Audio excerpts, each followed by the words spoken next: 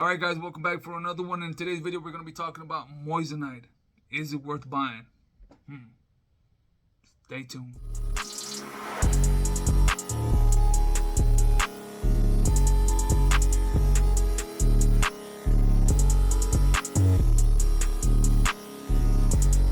Okay, so like I said, moissanite.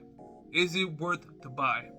Now in my opinion, it is if you're into it. It is if it's something that you're wanting. It is if you're buying a diamond. It is if you're looking for something that's going to last you a lifetime. So, is it worth it? Money-wise, investment-wise, not at all. If you're buying it because you're thinking it's going to go up in value down the road, my opinion, I don't think it is. Let me tell you guys why. I strongly believe anything that can be man-made, anything that can be produced in the lab, anything that can be created by a human being doesn't really have the potential of going up in value.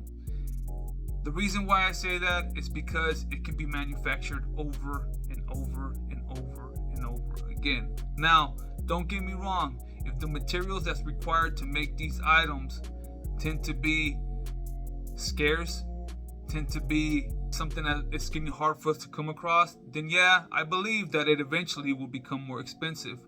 But if you can just produce it out of practically nothing, what they call a seed, then in my opinion, I don't ever think it's gonna hit diamond prices where diamond prices were before.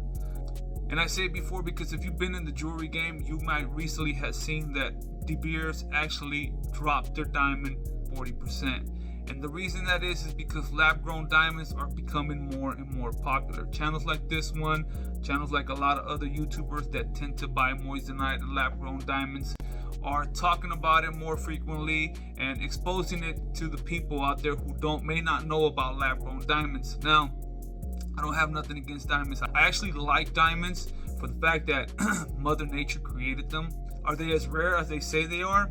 I don't think so. I truly don't think that they're as rare as what they make them to be. This is what I believe, and at the end of the day, you choose to believe what you want to believe. In my opinion, what I choose to believe is precious metals. I believe in precious metals more than I believe in money itself.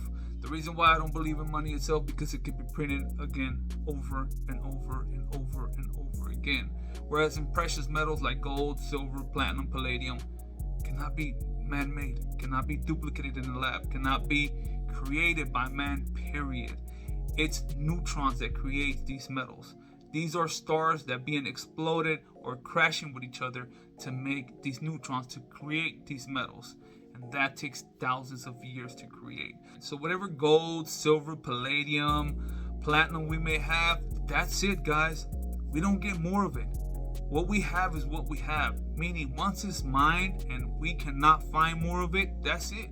We cannot create more of it. There's just no way we can ever make that.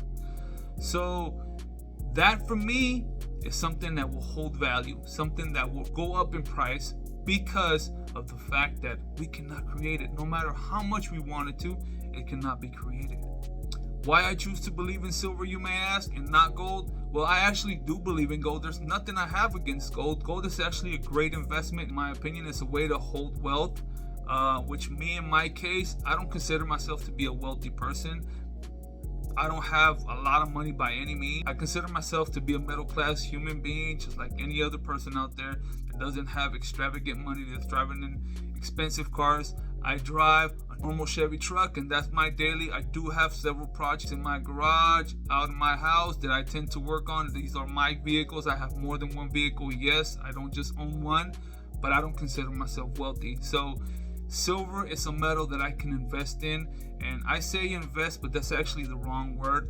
Silver is a metal that I can spend money on because I feel like it's a way to save your money, protect your money from inflation, and maybe has a chance of going up in value. You just never know.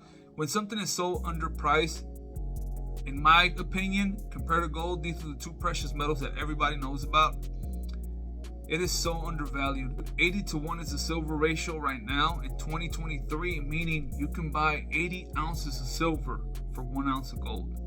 Now, if you really put the math down and actually do calculations, it should truly be 16 to 1. And why? Let me explain why. For every ounce of gold we pull out of the earth, we get 16 ounces of silver. Now you do the math again, 80 to 1. That don't make any sense when you're getting 16 ounces of silver for every ounce of gold that you pull out of the earth. It just doesn't make sense to me. So that leaves a lot of room for improvement in my opinion. Don't follow my advice. Do what you please with your money. But my money is going to silver because I do have a belief that eventually down the road it does have a lot of room for capital gain. And in my opinion, down the road, it may just be that metal that we all wish we would have invested in and bought. So for now, that's what I'm doing with my money. I'm not buying stones, I'm buying silver. I'm investing in metal. At the end of the day, be smart with it, make some right choices, and think about your future. So that's gonna cut it for today's video, my people. Peace out, God bless, and stay safe.